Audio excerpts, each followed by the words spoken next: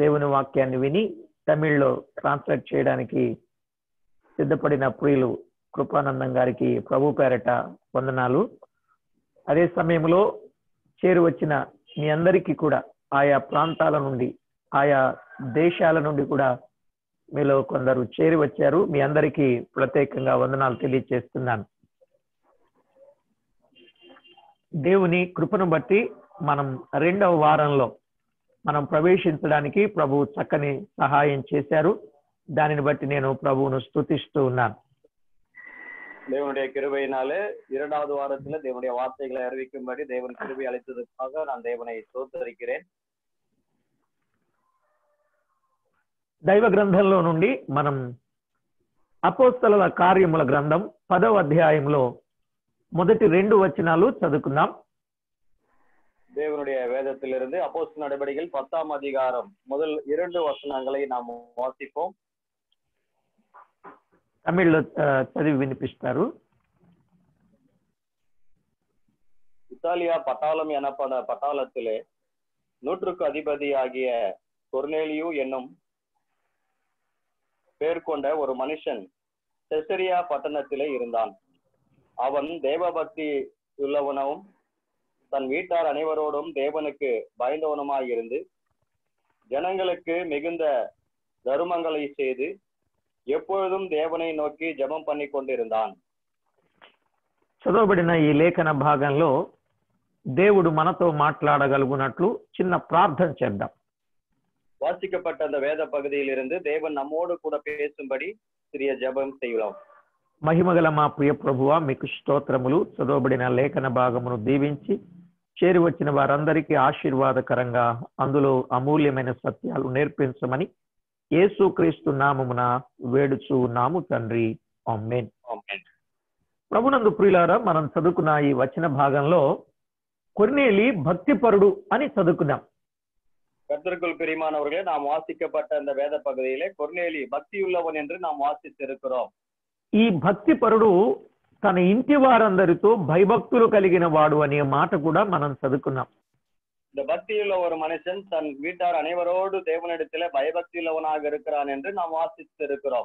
17లో ఆయన దగ్గర పనిచేసేవారు కూడా భక్తిపరులు అనే విషయాన్ని మనము గమనించాం.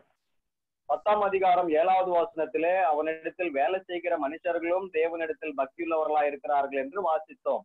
కనుక కొర్నేలి భక్తిపరుడై తన భక్తి తన ఇంటిలోనికి వచ్చి తన ఇంటిలో ఉన్న భక్తి వీధిలోనికి వెళ్ళింది అనే సత్యాన్ని మనం ఇక్కడ గమనించాం.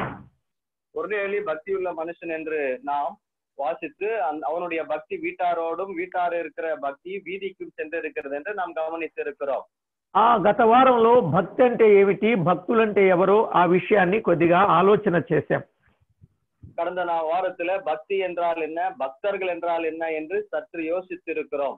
భక్తి కలిగిన వ్యక్తి ప్రభువును ప్రేమిస్తాడు అని, భక్తియుள்ள నబర్ కర్తரை అన్బు కూర్వాన్ என்று, భక్తి కలిగిన వారు ప్రభువుకు కీర్తనలు పాడతారని, భక్తియుள்ளவர்களை కర్తரை నోకి కీర్తనం பண்ணுவார்கள் என்றும், భక్తి గల వారందరూ ప్రార్థన చేస్తారు అని, భక్తియుள்ள జనంగల్ జెబిపాர்கள் என்றும், భక్తి గల వారందరూ దేవుని యందు భయభక్తులు కలిగి ఉంటారని, భక్తియుள்ள మనుషர்கள் దేవునిடத்தில் మిగుந்த భయభక్తియుள்ளவர்களாக இருப்பார்கள் என்றும், భక్తి గల వారందరూ తమ తల్లిదండ్రుల ఎడల చక్కని ప్రేమ చూపి వారికి తగిన మర్యాదలు చేస్తారని, భక్తియుள்ள మనుషர்கள் பெற்றோரிடத்தில் మిగుந்த అన్బు కాண்பித்து அவர்களுக்கு మర్యాద செலுத்துவார்கள் என்றும், భక్తి గల వారందరూ ప్రభువును సన్నుతిస్తారు అని, భక్తియుள்ள మనుషர்கள் எல்லாம் కర్తரை పాడివాர்கள் என்றும், భక్తి గల వారందరూ ఆయన రాజ్య ప్రభావమును గురించి చెప్పుకుంటారని మనం విన్నాం.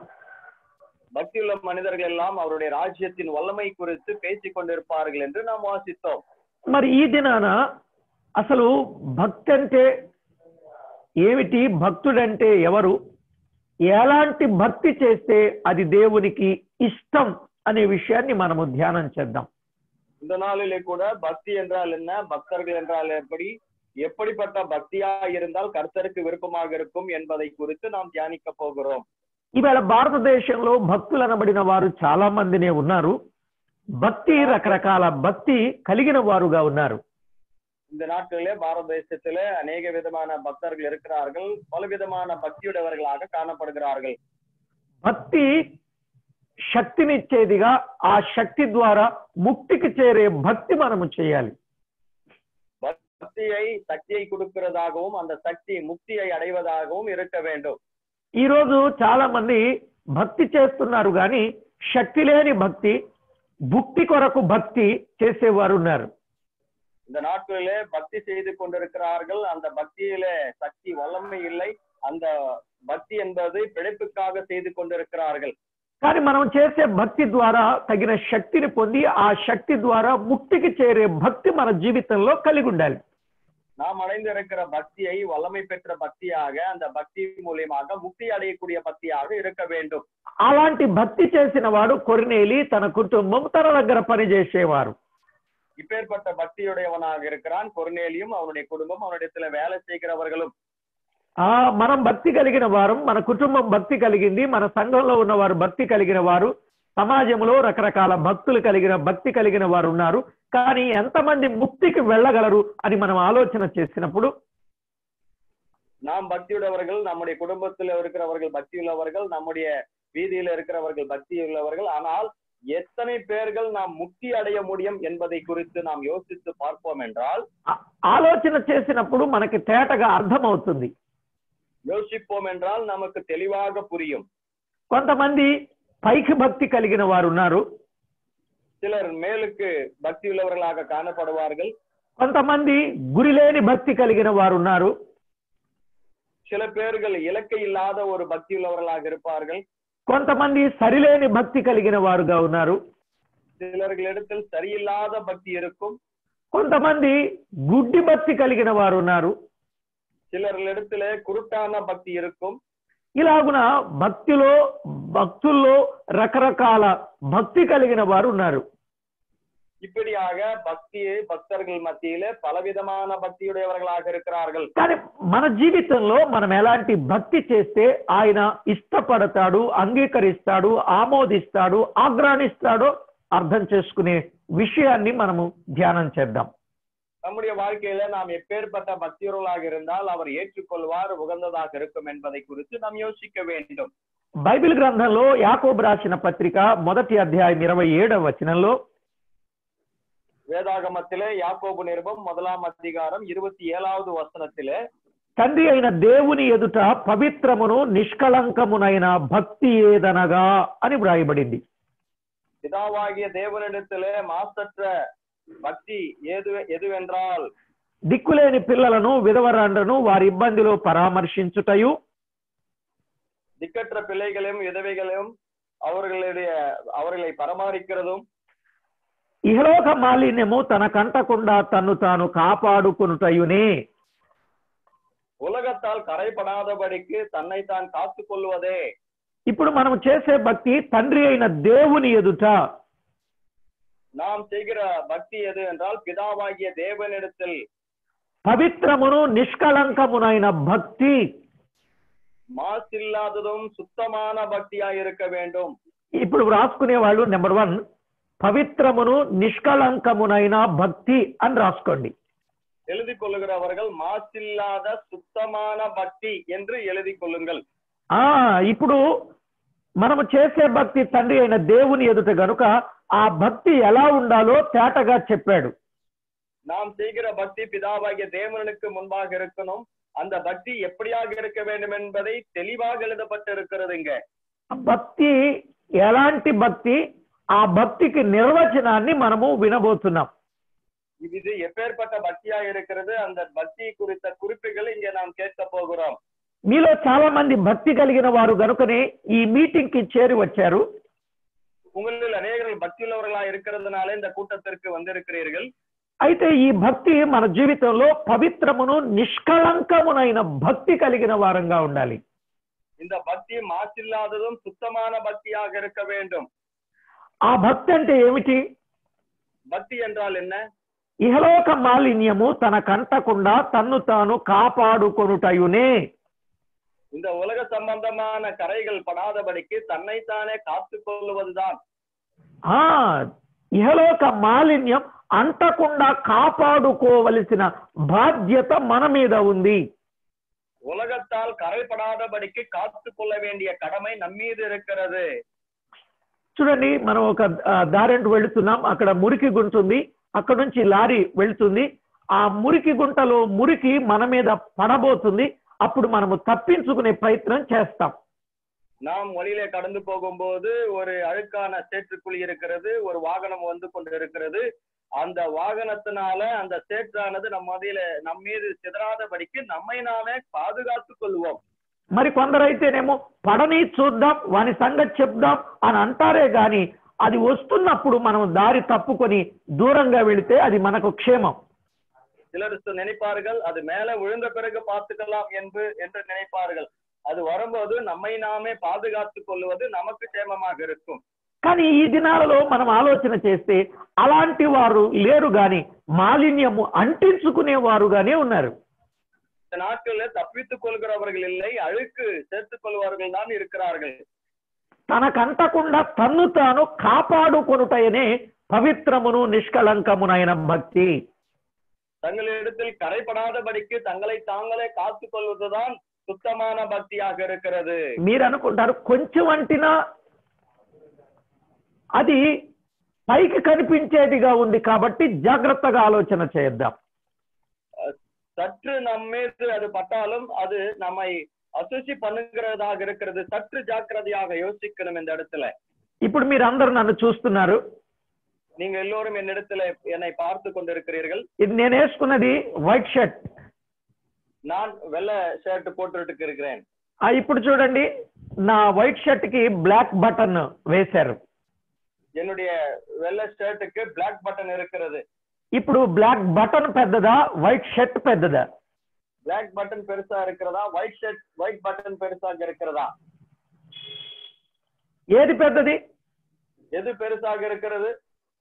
వైట్ షర్టే పెద్దది కదండి. వైట్ షర్ట్ தான் பெருசாக இருக்கிறதுங்க. ఈ బ్లాక్ బటన్ చిన్నది. பிளாக் பட்டன் என்பது சின்னதாக தான் இருக்கும். కానీ మీరు చూడగానే మీ చూపు ఎక్కడ పడుద్ది? நீங்கள் பார்க்கும்போது உங்களுடைய பார்வை எங்கே இருக்கும்? వైట్ షర్ట్ మీదనా, బ్లాక్ బటన్ మీదనా? వైట్ షర్ట్ மேல இருக்குமா, பிளாக் பட்டன் மீது இருக்குமா? చెప్పాలి. சொல்ல வேண்டும். బ్లాక్ బటన్ మీదే పడుద్ది. பிளாக் பட்டன் மேலதான் உங்களுடைய பார்வை இருக்கும். మన భక్తి ఎంతో పెద్దది అయినప్పటికీ, நம்முடைய பக்தி எவ்வளவு பெருசாக இருந்தாலும், మాలిన్యము చిన్నదైనా అదే కనపడుద్ది. அழுக்கு சிறிதாக இருந்தாலும் அதுதான் காணப்படும். అది మనకు అంటకుండా మనలను మనము కాపాడుకొనుటయే నిష్కళంకమునైన భక్తి. அதை நம் மீது மாசுபடாதபடிக்கு நம்மை நாமே காத்துக் கொள்வதுதான் சுத்தமான பக்தியாக இருக்கிறது. ఇక రెండవది ఏమిటి అనంటే, இரண்டாவது என்னவென்றால், ఎఫెసీయులకు రాసిన పత్రిక 4వ అధ్యాయం 24వ వచనంలో, எபேசியருக்கு எழுதின நிருபம் 4ஆம் அதிகாரம் 24வது வசனம், అక్కడ వ్రాయబడిన మాట, నీతియు యథార్థమైన భక్తియు గలవారై.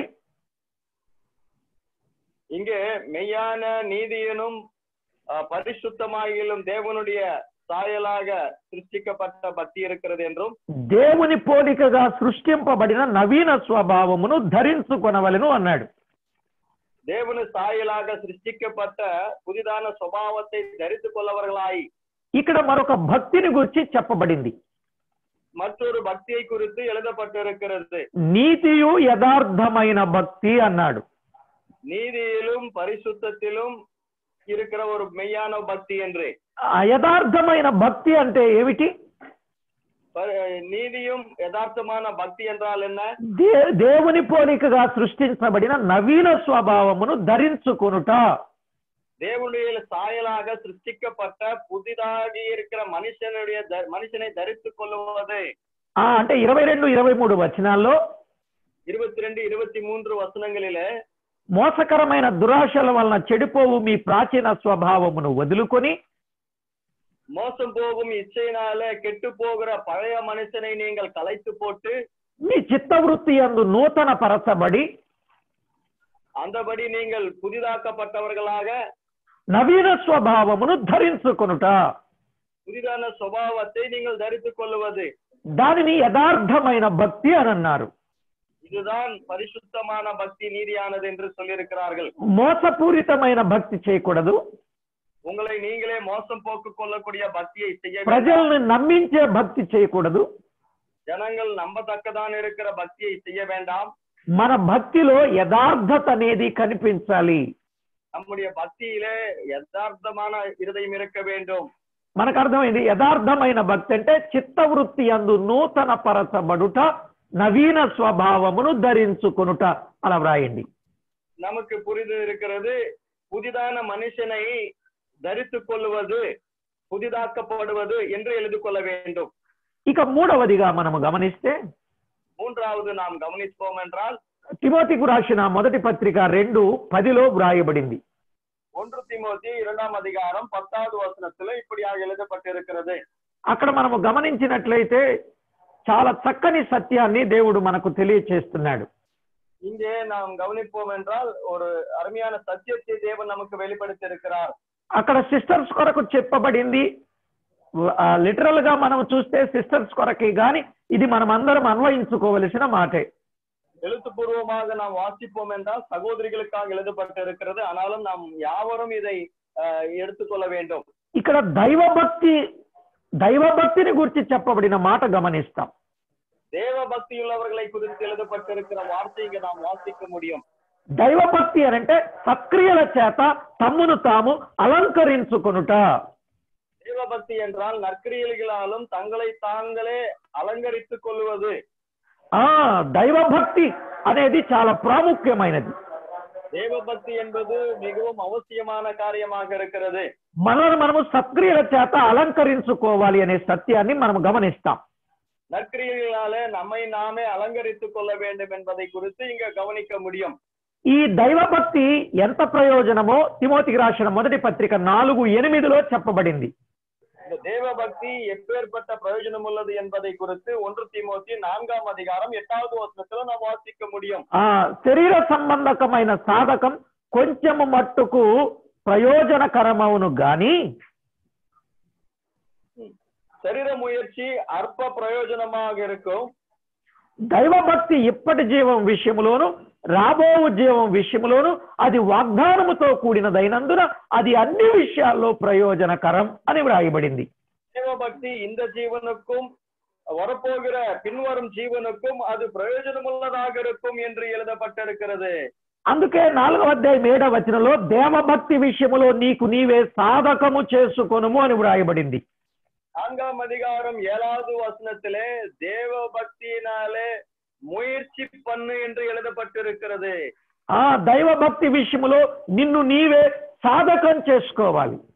தேவபக்திக்கு ஏதுவாக உனக்கு நீயே முயற்சி பண்ணு. ఎందుకు దైవభక్తి విషయంలో నిన్ను నీవు సాధకం చేసుకోవాలి? தேவபக்திக்கு ஏதுவாக வாழ வேண்டும் என்று ఎదற்கு ముయర్చి பண்ண வேண்டும். ఆ దైవభక్తి ఇప్పటి జీవం విషయములోను రాబోయే జీవం విషయములోను అది వాగ్దానముతో కూడినదైనందున అది అన్ని విషయాల్లో ప్రయోజనకరమైనది.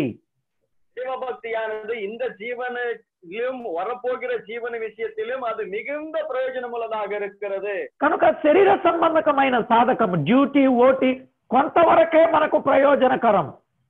நாம் மாம்சத்துக்குரிய பிரயாசங்கள் எல்லாம் நீ செய்கின்ற டியூட்டி ஓட்டி எல்லாம் சற்று மட்டும்தான் உனக்கு ప్రయోజనముள்ளதாக இருக்கும். కానీ దైవభక్తి ప్రియులరా ఇప్పటి జీవం విషయంలో రాబోయే జీవం విషయంలో అది అన్ని విషయాల్లో ప్రయోజనకరం.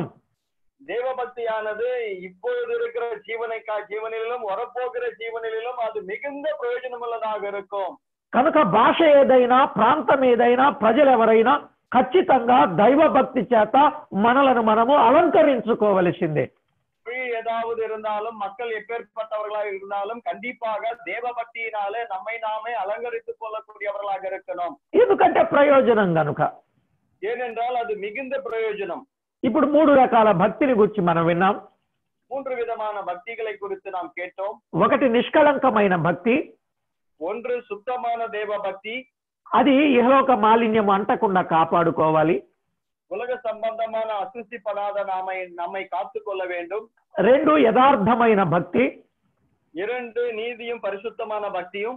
చిత్తవృత్తి యందు నూతన పరచబడి నవీన స్వభావాన్ని ధరించుకోవాలి. நம்முடைய வாழ்க்கையில புதிதாக்கப்பட்டு புதிதான சுபாவத்தை தரித்துக் கொள்ள வேண்டும். 3 దైవభక్తి.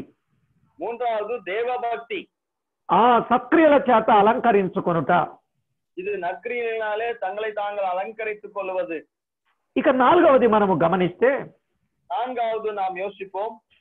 తిమోతికి రాసిన మొదటి పత్రిక 6వ అధ్యాయం 6వ వచనంలో 1 தீமோத்தி 6ஆம் அதிகாரம் 6வது వచనం. సంతుష్టి సహితమైన దైవ భక్తి గొప్ప లాభ సాధనమైనది. போதும் என்கிற மனதுக்குடனே கூடிய தேவ பக்தியோ மிகுந்த ஆதாயம். మిగుంద ఆదాయం. సంతుష్టి సహితమైన దైవ భక్తి గొప్ప లాభ సాధనం. போதும் என்கிற மனதுக்குடிய தேவ பக்தியோ மிகுந்த ஆதாயம். సంతుష్టి సహితమైన భక్తి అనంటే போதும் என்கிற மனதுக்குடிய భక్తి என்றால் మనకున్న దానిలో ఉన్న వాటితో మనము తృప్తి పొందుట. நமக்கு இருக்கிறவைகளிலே அவைகளை வைத்து நாம் திருப்தியாக வாழ்வது. ఈరోజు తృప్తి కలిగిన ప్రజలు ఉన్నారా? இந்த நாட்டிலே திருப்தி அடைந்த ஜனங்கள் ఎంత இருக்கிறார்களா? ఉన్నా తృప్తి లేదు, ఎంత తిన్నా తృప్తి లేదు. எவ்வளவு சாப்பிட்டாலும் திருப்தி இல்லை, எவ்வளவு இருந்தாலும் திருப்தியாக இல்லை. అక్కడ చెప్పాడు, మనం ఈ లోకములోనికి ఏమీ తేలేదు, ఈ లోకములో నుండి మనం ఏమి తీసుకొని పోలేము అని చెప్పాడు. எழுதப்பட்டிருக்கிறது, இந்த உலகத்திற்கு நாம் ஒன்றும் கொண்டு வரவில்லை, இந்த உலகத்திலிருந்து ஒன்றும் கொண்டு போவதும் இல்லை. ఏమండి పట్టుకొచ్చామా? ఏమైనా తీసుకొని వెళ్తామా?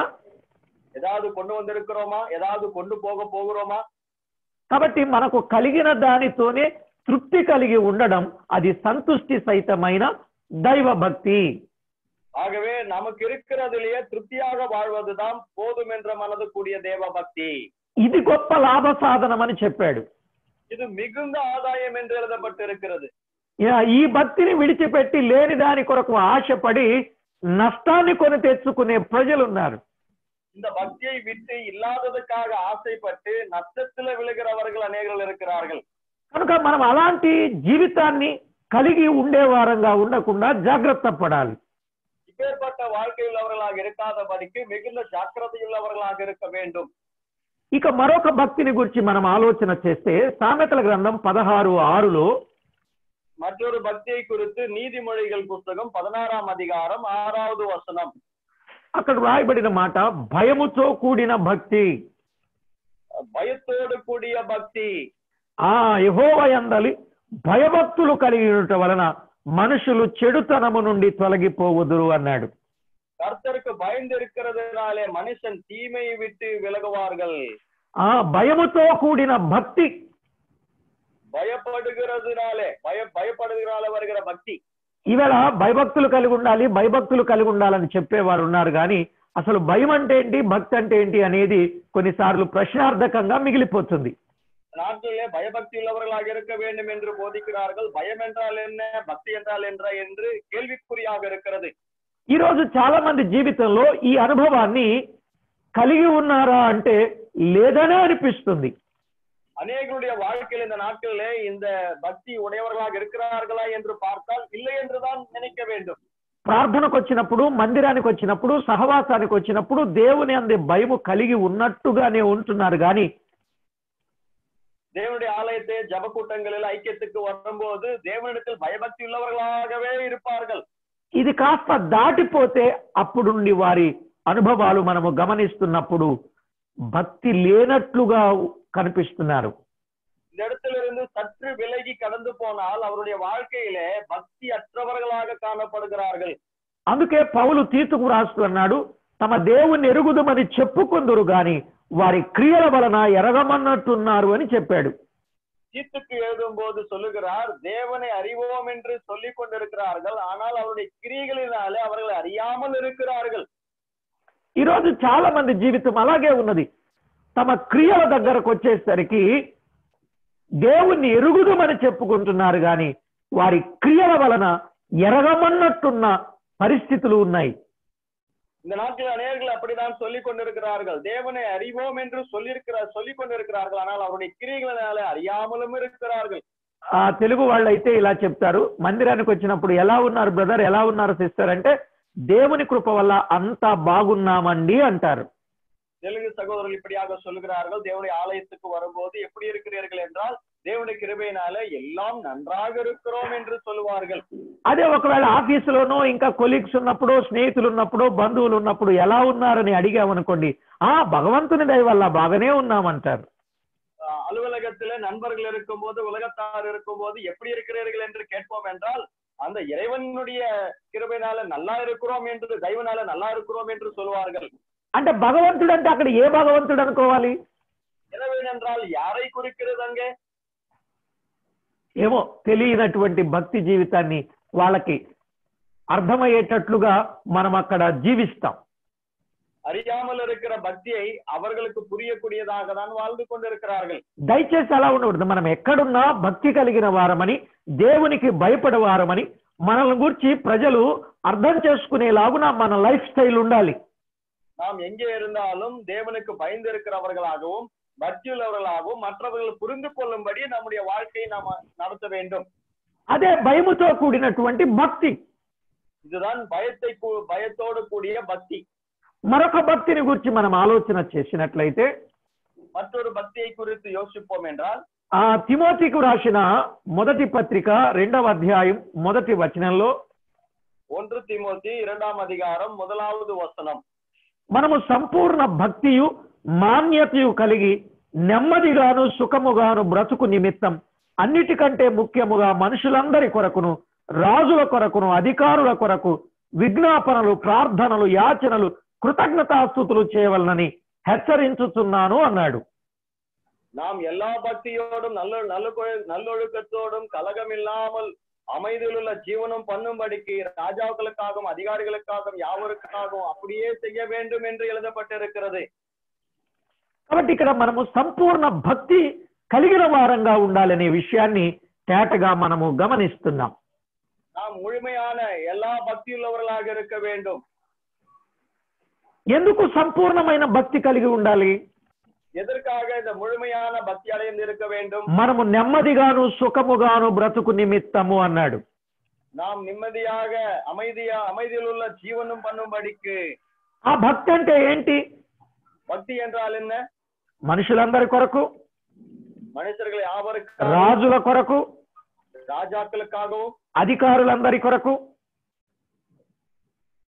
విజ్ఞాపనలను, ప్రార్థనలను, యాచనలను, కృతజ్ఞతాస్తుతులు చేయుట.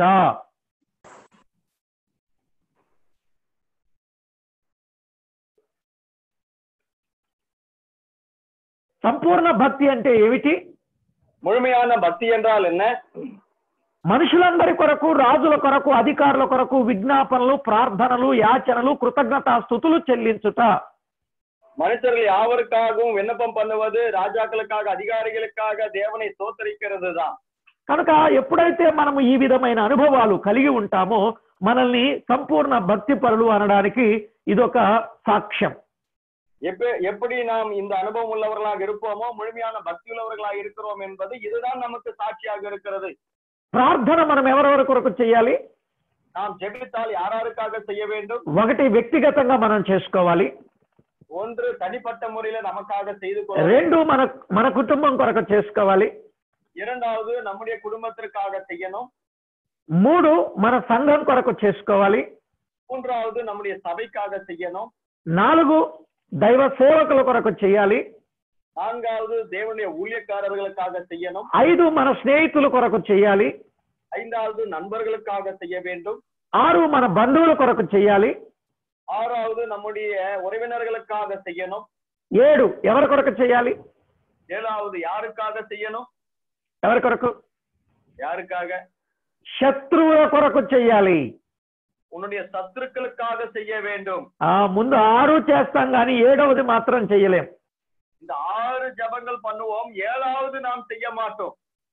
ఏడవది కూడా మన జీవితంలో చేసినప్పుడే సుఖముగాను నెమ్మదిగాను బ్రతుకగలం.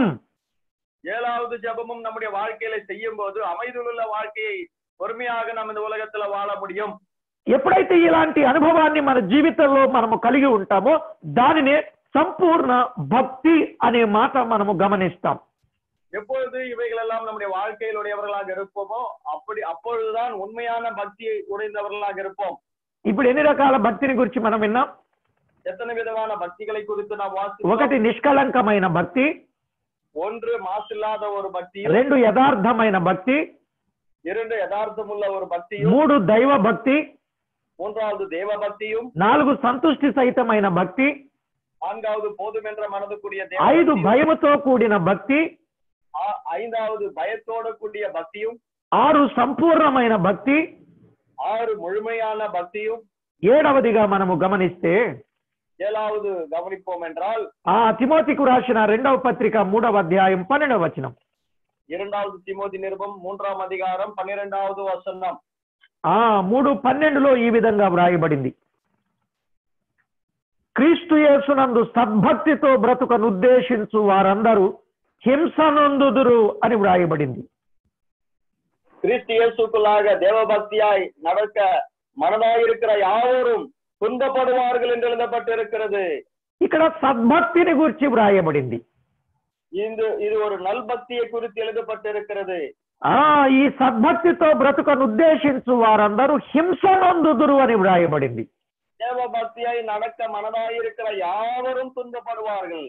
ప్రియులారా, ఇప్పుడు చెప్పండి, ఈ సద్భక్తి కలిగి మానవ జీవితంలో దేవుని కొరకు హింసించబడిన వారు మీలో ఎంతమంది ఉన్నారు? தேவபக்தியாக வாழ்ந்து மனிதர்களுக்காக துன்பப்படக்கூடியவர்கள் உங்களில் எத்தனை பேர் இருக்கிறார்கள்? ఇప్పుడు నా ముందు 70-80 కుటుంబాలు ఉన్నాయి. எனக்கு முன்பாக 70-80 குடும்பங்கள் கேட்டுக்கொண்டிருக்கிறீர்கள். ఈ ఇన్ని కుటుంబాలలో సద్భక్తి కలిగి హింసించబడిన వారు ఎంతమంది ఉన్నారు? இந்த குடும்பங்களிலே தேவபக்தியுடையவர்களாக இருந்து துன்பப்படக்கூடியவர்கள் எத்தனை பேர் இருக்கிறீர்கள்? నేను దేవుని కొరకు హింసలు పడ్డాను అన్న వాళ్ళు ఇలా చేయి చూపించగలరా? நான் தேவனுக்காக பாடுகளை அனுபவித்துக் கொண்டிருக்கிறேன் என்பவர்கள் கரங்களை நீட்ட முடியுமா? మీ కొరకు మీరు పడిన హింస అది కరెక్ట్ కాదు. உங்களுக்காக துன்பப்படுவது அது சரியல்ல. తప్పిదమునకై దెబ్బలు తింటే ఏమీ ఘనము లేదు. తప్పు లేకుండగా మనము దెబ్బలు తిని ఎడల అది దేవునికి హితం, అందుకు మనము పిలువబడ్డామని పేతురు పత్రికలో చెప్పాడు. தவறுகளுக்காக நாம் பாடுபட்டால் அது ஒன்றும் மேன்மையாக இருக்காது. நாம் நன்மை செய்து பாடுபட்டால் அது தேவனுக்கு பிரியமாக இருக்கும் என்று பவுல் சொல்லுகிறார். కాబట్టి ఎవరెవరు దేవుని కొరకై హింస పడ్డారో వారి జీవితాలు ధన్యమైనవి. ஆகவே யார் யார் கர்த்தருக்காக பாடுகளை அனுபவித்துக் கொண்டிருக்கிறார்களோ அவங்களுடைய வாழ்க்கை பாக்கியமுள்ளதாக இருக்கும். ఎందుకంటే మన దేవుడు అవమానానికి బహుమానాన్ని ఇచ్చేవాడు. நம்முடைய தேவன் அவமானம் வந்தால் அதற்கு வெகுமானம் கொடுக்கிற தேவனாக இருக்கிறார். మన దేవుడు నిందకు రెట్టింపు బహుమానం ఇచ్చేవాడు. நம்முடைய தேவன் நிந்தைகளுக்கு இரட்டத்தனையாக வெகுமானங்களை ஆயத்த பண்ணுகிற தேவன். మన శ్రమలకు ఆయన మహిమను తోడు చేసేవాడు. நம்முடைய పాడుகளுக்கு మహిமை நமக்கு அங்க உண்டாయి இருக்கிறது. ఆయన మన హింసలకు ప్రశంసలు ఇచ్చేవాడు. நம்முடைய హింసைகளுக்கு நமக்கு நிம்மதி அங்க கொடுக்க போகிறார். తోటి సహోదరులో లేకపోతే పొరుగు వారు ఏదైనా మనల్ని అంటేనే మనం ఊరుకోలేక వారి మీదకి రకరకాలుగా వెళ్లే వారంగా ఉన్న ఈ దినాల్లో உடன் சகோதரர்களோ அயலகளார்களோ ஏதாவது சொன்னால் பொறுக்க முடியாத பலவிதமாக யோசித்திருப்போம். ఈ దినాలలో మనము దేవుని కొరకు హింసలు పడడం అనేది అది ఎంతో గొప్ప సంగతి. இந்த நாட்களில் தேவனுக்காக பாடுகளை அனுபவித்துக் கொள்ள வேண்டும் என்பது ஒரு பெரிய விஷயமாக தான் இருக்கிறது. ఎందుకంటే ఆ రోజుల్లో ప్రభు పేరు కొరకై తమను తాము అప్పగించుకొని హింసలు పడిన అనుభవాన్ని దైవలేఖనంలో మనము చూస్తాం ప్రియులారా. அந்த நாட்களிலே பேரு புகழைக்காக தங்களை தாங்களே ஒடுக்கிக் கொண்டு அனுபவித்தவர்களை தேவனுடைய வார்த்தையிலே எத்தனையோ பேர்களை நாம் பார்க்க முடியும். అపోస్తలుల కార్యముల గ్రంథంలో 13వ అధ్యాయం 49-50 వచనాలలో அப்போஸ்தலர் நடபடிகள் 13ஆம் அதிகாரம் 49-50 వచనங்களிலே ప్రభు వాక్యము ఆ ప్రదేశమందంతటా వ్యాపించెను. కర్తృడియ వచనం ఆ దేశమెంగుం ప్రసిద్ధంగా గాని యూదులు భక్తి మర్యాదలు గల స్త్రీలను పట్టణపు ప్రముఖులను రేపి யூதர்கள் பக்தியும் கனமுமுள்ள ஸ்திரீகளையும் పట్టణத்துக்கு முதலியவைகளையும் எடுத்துவிட்டு పౌలునకు బర్నబాకును హింస కలుగ చేసి వారిని తమ ప్రాంతముల నుండి వెళ్ళగొట్టిరి అని వ్రాయబడింది. పౌలైயும் బర్నబాவையும் துன்பம் பண்ணி அவர்களை தங்களுடைய எல்லைகளை விட்டு கடந்து போகும்படி அவர்களை துரத்தினார்கள். ఇప్పుడు అక్కడ కొందరు పౌలునకును బర్నబాకును హింసలు కలుగ చేశారు అని వ్రాయబడింది. பவுலுக்கும் பர்னபாவுக்கும் துன்பத்தை உண்டாக்கினார்கள் என்று நாம் வாசிக்கிறோம். పౌలునకును బర్నబాకు హింసలు కలుగ చేశారు. పౌలైயும் బర్నబాவையும் துன்பப்படுத்ததுனால ఆ హింసల సమయములో துன்பப்படுத்தும் போது 15వ అధ్యాయం 25, 26 వచనాలు మనము గమనిస్తే 15ஆம் அதிகாரம் 25, 26வது వచనத்தை நாம் వాసిப்போம் என்றால் మన ప్రభు అయిన యేసుక్రీస్తు పేరు కొరకు తమ్మును తాము అప్పగించుకొనిన పౌలు బర్నబాలను మనము గమనిస్తాం. நம்முடைய கர்த்தராகிய இயேசு கிறிஸ்துவின் நாமத்திற்காக தங்களை பிராணனை ஒப்பு கொடுத்தார்கள் என்று பவுலை குறித்து பர்னபாவை குறித்து நாம் வாசிக்க முடியும். వారు ఆ హింసలో తమకు కాదు పేరు, ప్రభువుకు పేరు రావాలనే గొప్ప ఆలోచనతో ఆ కష్టాల, ఇరుకుల, ఇబ్బందుల, శ్రమల, శోధనల, చిక్కుల, సమస్యల ఇవన్నీ వారు అనుభవించారు. கர்த்தராகிய இயேசு கிறிஸ்துவினுடைய நாமத்திற்காக தமக்கு பேரு வர வேண்டாம், கர்த்தராகிய இயேசு கிறிஸ்துவினுடைய நாமத்திற்கு மகிமையாக பாடுகளாவது எல்லாவற்றையும் அவர்கள் ஆனந்தமாய் ஏற்றுக்கொண்டார்கள். ఒకవేళ ఈ రోజు ఎవరైనా దేనికైనా ప్రయాస పడుతున్నారంటే, కష్టపడుతున్నారంటే, ఇబ్బంది పడుతున్నారంటే వారికి పేరు రావాలని ప్రయాసపడేవారు ఉన్నారు ఈ దినాలలో. நாட்களிலே சிலர்கள் துன்பப்படுகிறார்கள் என்றால், கஷ்டமான சூழ்நிலைகள் இருக்கிறார்கள் என்றால் அவர்களுக்கு பேர் புகழ் வர வேண்டும் என்று வாழ்ந்து கொண்டிருக்கிறார்கள். ఈ రోజు కొంతమంది తమ ఇమేజ్ కొరకు ప్రయాసపడేవారు ఉన్నారు. இந்த நாட்டிலே ஒரு சிலர் தங்களுடைய புகழுக்காக பிரயாசப்படக்கூடியவர்கள் இருக்கிறார்கள். సగ జీవితమేమో తనకు ఇమేజ్ రావాలని, தங்களுடைய வாழ்க்கையிலே தங்களுக்கு புகழ்ச்சி வர வேண்டும் என்பதை, ఇక సగ జీవితమేమో తమ ఇమేజ్ డ్యామేజ్ కాకుండా కాపాడుకోవాలని ప్రయత్నం చేస్తున్నారు. தங்களுடைய இமேஜ் என்பது டேமேஜ் ஆகாது இருக்கும்படி முயற்சி செய்து கொண்டிருக்கிறார்கள். నిజమా కాదండి ఈ రోజుల్లో? உண்மையா இல்லையாங்க? ప్రియులారా, ఇలాంటి పరిస్థితుల మధ్య ప్రభువునకు మహిమకరంగా ఆయన కొరకు హింసలైనా సరే మనము అనుభవించాలి అనే విషయాన్ని గమనించవలసిన వారంగా ఉన్నాం. ప్రియులారా, இந்த நாட்டிலே கர்த்தருக்கு மகிமையாக அவருக்காக நாம் வாழக்கூடியவர்களாக இருக்க வேண்டும் என்று யோசிக்கணும். பிரியமானவர்களே, చూడండి, బర్నబా శిష్యులతో ఆయన వర్తమానం అందించేటప్పుడు ఆయన చెప్పిన ఆ సంగతి మనము గమనించినట్లయితే, பர்னபா சீஷர்களுக்கு இந்த செய்தி சொல்லும் போது அவர் சொல்லக்கூடிய வார்த்தைகள் இங்கே நாம் கவனிப்போம் என்றால், అపోస్తల కార్యాలు 14వ అధ్యాయం 22వ వచనంలో, அப்போஸ்தலர் நடபடிகள் 14ஆம் அதிகாரம் 22வது வசனத்திலே శిష్యుల మనసులను దృఢపరచి சீஷர்களுடைய மனதை திடப்படுத்தி విశ్వాసమందు నిలుకడగా ఉండవలననియు, விசுவாசத்தினாலே நிலைத்திருக்கும்படி అనేక శ్రమలను అనుభవించి நாம் அநேக உபద్రவங்களை அனுபவித்து మనము దేవుని రాజ్యములో ప్రవేశింపవలనని వారిని హెచ్చరించిరి అని మనము గమనిస్తున్నాం. தேவனுடைய ராஜ்யத்துக்குள்ளாக பிரவேசிக்க வேண்டும் என்று அவர்களுக்கு சொன்னார்கள். 13వ అధ్యాయములోనో వారు హింసలు పడ్డారు. 13ஆம் அதிகாரத்திலே இவர்கள் துன்புறுத்தப்பட்டார்கள். 14వ అధ్యాయములోనేమో వారు శిష్యులను ఆదరించి శ్రమ పడాలి అని వారిని బలపరిచారు, ధైర్యపరిచారు, దృఢపరిచారు. 14ஆம் அதிகாரத்திலே சீஷர்களை ஆதரித்து அவர்களை சிறப்படுத்தி தைரியப்படுத்தினார்கள். 15వ వచనంలో వారు తమను తాము దేవునికి అప్పగించుకొని వారిని ఆదరించారు, పెక్కు మాటలతో వారిని స్థిరపరిచారు అని 15:32లో వ్రాయబడింది. 15ஆம் அதிகாரம் 32வது வசனத்தில் நாம் வாசிக்கும் பொழுது அவர்கள் தம்மை தாமே தேற்றிக்கொண்டு தேவனிடத்திலே இவர்களை ஒப்புவித்தார்கள் என்று நாம் வாசிக்க முடியும். చూడండి, వారు ఆది సంఘాన్ని మనకు ఆది సంఘపు మాదిరిని వారు అనుభవించి దేవుని కొరకు హింసలు పడ్డారు.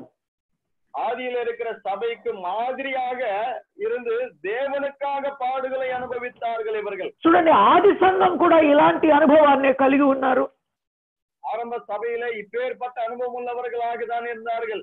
5వ అధ్యాయం 40 నుండి 42 వచనాలు ఆలోచన చేస్తే, 5ஆம் அதிகாரம் 40, 42 வசனங்களை நாம் யோசிப்போம் என்றால், అపోస్తలుల కార్యాలు 5వ అధ్యాయం 40 నుండి 42 వచనాలు ఆలోచన చేస్తే, அப்போஸ்தலர் நடபடிகள் 5ஆம் அதிகாரம் 40 42 வசனங்களை நாம் வாசிப்போம். దేవుని వాక్యాన్ని బోధిస్తున్న వారిని పిలిపించి కొట్టించి, தேவனுடைய வார்த்தைகளை அறிவிக்கக்கூடியவர்களை அழைத்து அவர்களை அடித்து, యేసునామమును బట్టి బోధింపకూడదని వారిని ఆజ్ఞాపించి వారిని విడుదల చేస్తే இயேசுவின் நாமத்துக்குரிய வார்த்தைகள் இங்கே பேசக்கூடாது என்று சொல்லி அவர்களுக்கு கட்டளையிட்டு ఆ నామము కొరకు అవమానము పొందుటకు పాత్రులమని ఎంచబడినందున அவருடைய நாமத்திற்காக தங்கள் அவமானங்களை அடைவதற்கு பாத்திரராக எண்ணப்பட்டிருந்தாலும் వారు సంతోషించుచు మహాసభ ఎదుటి నుండి వెళ్ళిపోయి அவர் சந்தோஷமாய் ஆலோசனை சங்கத்தை விட்டு புறப்பட்டு போய் ప్రతిదినము దేవాలయములోను ఇంటింటను మానక బోధించుచు యేసే క్రీస్తుని ప్రకటించారు అని వ్రాయబడింది. தினந்தோறும் தேவாலயத்திலும் வீடுகளிலும் இடைவிடாமல் உபதேசம் பண்ணி இயேசுவே கிறிஸ்து என்று వారిని అవమానపరిచారు, இவர்களை அவமானப்படுத்தினார்கள், వారిని కొట్టించారు, இவர்களை அடித்தார்கள், వారు బోధించకూడదని ఆజ్ఞాపించారు. இங்கே பிரகடனம் பண்ணக்கூடாது என்று கட்டளையிட்டார்கள். చెప్పండి, వారు మానేశారా? இவர்கள் விட்டுவிட்டார்களா? వారు మానలే. இவர்கள் விடவில்லை. ఎందుకు మానలేదు అని అంటే తాను నమ్మిన దేవుణ్ణి వారు ఎరుగుదురు గనుక. எதற்கு இவர்கள் அந்த அவருடைய வார்த்தைகள் சொல்லாமல் இருக்க முடியவில்லை என்றால் మాత్రమే కాదు, ఆ నామమును ధరించడానికి ఇష్టపడ్డారు గనుక. இப்பேற்பட்ட பாடுகளை அவர்கள் அனுபவிப்பதற்காக மனப்பூர்வமாய் விருப்பப்பட்டார்கள். నిజమైన భక్తి ఏమిటో, యథార్థమైన భక్తి ఏమిటో, నిష్కళంకమైన భక్తి ఏమిటో, సత్యమైన భక్తి ఏమిటో, ముక్తికి చేరే భక్తి ఏమిటో వారు ఎరిగిన వారు గనుక. உண்மையுள்ள யதார்த்தமுள்ள சத்தியமான பக்தி, முக்தி சேரக்கூடிய பக்தி என்னவென்பது அவர்கள் அறிந்திருப்பதனாலே కనుకనే ఆ భక్తి కొరకు ఆనాడు వారు బలి అయిపోయారు. ஆகவே இந்த பக்திக்காக அவர்கள் பலியாகி விட்டார்கள். ఈ రోజు మనం చేసే భక్తి మన బాగు కొరకు, మన భుక్తి కొరకు అన్నట్లుగా ఉంది ప్రియులారా. இந்த நாட்களிலே நாம் செய்யக்கூடிய அந்த பக்தி நம்முடைய நலமைக்காக, நம்முடைய பிழைப்புக்காக தான் இருக்கிறது பிரியமானவர்களே. హెబ్రీ క్రైస్తవులు తమ జీవితంలో భక్తి కొరకు వారు ఎలాగున్నారో చూడండి. హెబ్రీలకు రాసిన పత్రిక 10వ అధ్యాయం 32వ వచనం నుండి. எபிரேயர் கிறிஸ்தவர்கள் தங்களுடைய வாழ்க்கையிலே பக்தி உள்ளவர்களாக எப்படி இருந்தார்கள் என்று எபிரேயருக்கு எழுதின நிருபம். శ్రమలతో కూడిన గొప్ప పోరాటము సహించారట. பாடுகள் 10ஆம் அதிகாரம் 32வது வசனத்திலே பாடுகளோடு கூடிய மிகுந்த போராட்டத்தை அவர்கள் சகித்தார்கள். గొప్ప పోరాటాలను, శ్రమలతో కూడిన గొప్ప పోరాటాన్ని సహించారు. பாடுகளோடு கூடிய போராட்டத்தை சகித்தார்கள். నిందలను, బాధలను అనుభవించారు. நிந்தைகளும் உபద్రవங்களையும் அவர்கள் அனுபவித்தார்கள். వాటిని అనుభవించిన వారిలో 10 మందిలో వారు ఆరాటపడ్డారు. அப்படி அனுபவித்ததுனால 10 பேருக்குள்ளாக அவர்கள் வெளிப்படுத்தப்பட்டார்கள். వాటిని అనుభవించిన వారితో పాలివారయ్యారు. அவர்களோடு கூட பங்காளிகள் ஆனார்கள். ఎందుకు ఇలాంటి అనుభవాన్ని వారు కలిగి ఉన్నారు? எதற்காக இப்பேற்பட்ட அனுபவத்திற்குள்ளாக கடந்து போனார்கள்? వారు శ్రేష్టమైనది, స్థిరమైన స్వాస్థ్యం ఉన్నదని ఎరిగి அவர்கள் விசேஷமான உறுதியான சுவாஸ்யம் இருக்கிறது என்று அறிந்தவர்களாய்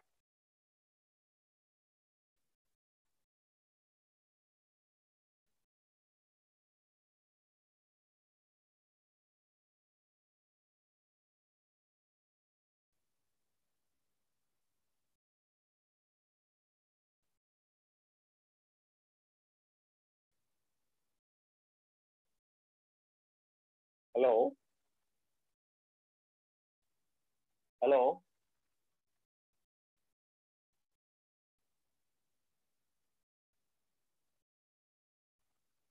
hello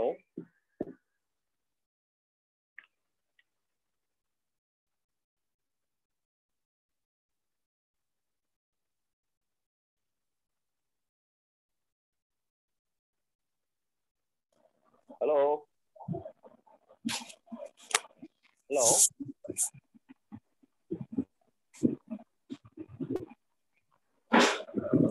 hello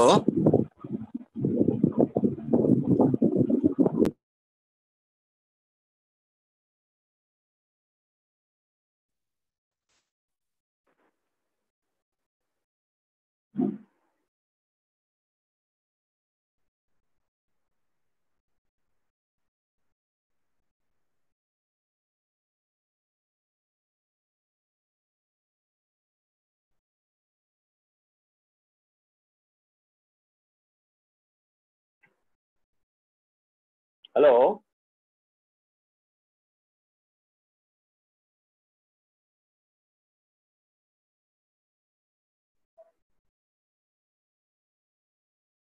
hello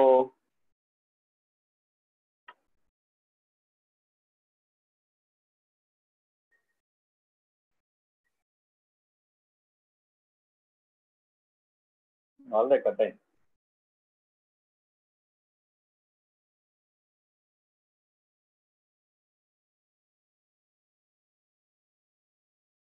hello Rajpal అన్న. హలో, వినపడుతున్నాయి. కట్ అయింది ఏంటి మీరు? ఇప్పుడు వినిపిస్తుందా బ్రదర్? వినపడుతుందన్నా. ఓకే ఓకే, నాది ఏదో కట్ అయినట్టుంది. Okay okay. దైవ గ్రంథంలో మనము తేటగా గమనించినప్పుడు హెబ్రీ క్రైస్తవులు தேவனுடைய வார்த்தைகளை நாம் யோசிப்போம் என்றால் எபிரேயரில் உள்ள கிறிஸ்துவர்கள் ఒకటి శ్రమలతో కూడిన గొప్ప పోరాటాన్ని సహించారు. பாடுகள் மத்தியில மிகுந்த போராட்டத்தை சகித்தார்கள். రెండవది నిందలను బాధలను అనుభవించారు. நிந்தைகள் பாடுகளை அவர்கள் அனுபவித்தார்கள். మూడవది వాటిని అనుభవించిన వారితో పాలివారయ్యారు. மூன்றாவது இவைகளை அனுபவிப்பவர்களோடு கூட பங்காளிகள் ஆனார்கள். నాలుగవది 34వ వచనంలో వ్రాయబడిన మాట, நான்காவது 34வது வசனத்தில் எழுதப்பட்டிருக்கிற இந்த வார்த்தை, వారు ఆస్తిని కోల్పోవటానికి సంతోషంగా ఒప్పుకున్నారని వ్రాయబడింది. தங்களுடைய சொத்தை இழந்து போவதற்கும் சந்தோஷமாக அவர்கள் முன் வந்தார்கள் என்று எழுதப்பட்டிருக்கிறது. చూసారా, వారు ఆస్తిని కోల్పోవడానికి సంతోషంగా ఒప్పుకున్నారని వ్రాయబడింది. தங்களுடைய சொத்து இழந்து போவதற்கு சந்தோஷமாக முன்ன வந்திருக்கிறார்கள். కనుక ఆనాడు ప్రభు పిల్లలు భక్తి కొరకు ఇవన్నీ చేయగలిగారు. அந்த நாட்களிலே கர்த்தருடைய பிள்ளைகள் பக்திக்காக இவைகள் எல்லாம் செய்து விட்டார்கள். ఈనాడు మన జీవితంలో ఎంతమంది ఈ అనుభవాలు కలిగి ఉన్నారు? இந்த நாட்களிலே நம்முடைய வாழ்க்கையில எத்தனை பேர் இப்பேற்பட்ட அனுபவம் உள்ளவர்களாக இருக்கிறீர்கள்? కాబట్టి ప్రియులారా, కొర్నేలి జీవితంలో ఆయన అన్య కుటుంబంలో నుండి ప్రభువు నమ్ముకున్న తరువాత ఆయన దేవుని కొరకు ఎన్నో శ్రమలు, ఎన్నో కష్టాలు, ఎన్నో ఇరుకులు పడినా తాను భక్తి కలిగే ఉన్నాడు. తన కుటుంబాన్ని భక్తి మార్గంలో నడిపించాడు. తన దగ్గర భక్తి కలిగిన వారి విషయంలో వారికి భక్తిని బాగా నేర్పించాడు. ஆகவே கொர்நேலி புறஜாதி மத்தியிலிருந்து தேவனை ஏற்றுக்கொண்டாலும் தான் பக்தியுள்ளவனாக இருந்தால் தன்னுடைய குடும்பத்தாய் பக்தியோடு வழிநடத்தினார். தன்னுடைய கூட இருக்கிறவர்களை, வீதியில் இருக்கிறவர்களை பக்தியுள்ளவர்களாக ஆக்கினார். కాబట్టి మనము కూడా అలాంటి భక్తి కలిగిన వారంగా దేవునికి మహిమకరంగా జీవించాలి అని ప్రభు పేరట ప్రేమతో మీకు మనవి చేస్తూ ఉన్నా. ஆகவே நாமும் பக்தியுள்ளவர்களாக இருந்து கர்த்தருக்காக வாழ வேண்டும் என்று அன்போடு கூட உங்களை நாங்கள் அழைக்கிறோம். ఇలాంటి అనుభవాన్ని ప్రతి ఒక్కరూ కలిగి ఉండాలని ప్రభు పేరట మీకు ప్రేమతో మనవి చేస్తూ ఉన్నాను. இப்பேற்பட்ட அனுபவம் உள்ளவர்களாக ஒவ்வொருவரும் நம்மில் இருக்க வேண்டும் என்று கர்த்தருடைய பட்சத்தில் உங்களை நாங்கள் கேட்கிறோம். ప్రతి ఒక్కరూ ఒకవేళ భక్తిలో లోపం ఏదైనా ఉంటే ఆ భక్తిని సరిచేసుకొని చక్కని దైవ భక్తిని కలిగి జీవించాల్సిందిగా ప్రభు పక్షంగా ప్రేమతో మీకు తెలియచేస్తూ ఉన్నాను. ஒருவேளை பக்தியுள்ள பிழைகள் இருந்தாலும் அதைகளெல்லாம் சரி செய்து கொண்டு கர்த்தருக்காக வாழ வேண்டும் என்று கர்த்தருடைய நாமத்தில் உங்களுக்கு நாங்கள் எச்சரிக்கிறோம். కనుక ప్రభు మనల్ని ప్రేమించి ఇచ్చిన ఈ మంచి సమయాన్ని బట్టి మనము ప్రభువును స్తుతిస్తూ, கர்த்தர் நம்மை நேசித்து கொடுத்திருக்கிற இந்த அருமையான நேரத்திற்காக கர்த்தரை நாம் துதித்து ఈ వర్తమానాన్ని మనం ముగిద్దాం. இந்த செய்தியை நாம் முடிக்க போகிறோம். అయితే వచ్చే వారంలో దేవుడు భక్తునికి ఇచ్చే భరోసా ఏమిటో, ఆయన ఇచ్చే అమూల్యమైనటువంటి ఆధిక్యతలు ఏమిటో వాటిని మనము జాగ్రత్తగా ఆలోచన చేద్దాం. வரக்கூடிய வாரங்களில பக்தருக்கு கொடுக்கிற தேவன் கொடுக்கிற வெகுமானங்கள் என்ன என்றது வரக்கூடிய வாரங்களில நாம் தியானிப்போம். భక్తునికి ఇచ్చే భరోసా, భక్తునికి ఇచ్చే హామీ, భక్తునికి ఇచ్చే భద్రత, భక్తునికి ఇచ్చే బహుమానం, பக்தர்களுக்கு கொடுக்கிற ஒரு உறுதியான ஒரு வெகுமானங்கள், பக்தர்களுக்கு கொடுக்கக்கூடிய பிரதிபலன்கள், இப்பேற்பட்டவைகள் எது என்று நாம் வரக்கூடிய வாரங்களில தியானிக்க போகிறோம். అలాగున మనము సిద్ధపడదాం. నెక్స్ట్ వీక్ వరకు ప్రార్థన చేసుకుందాం. நாம் ஜெபிப்போம்.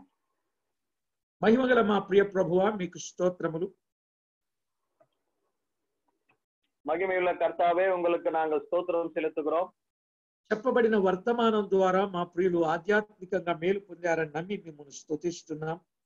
கொடுக்கப்பட்ட செய்தி மூலியமாக ஆவிக்குரிய நன்மைகளை பெற்றிருப்பார்கள் என்று நினைத்து உம்மை நாங்கள் துதிக்கிறோம்.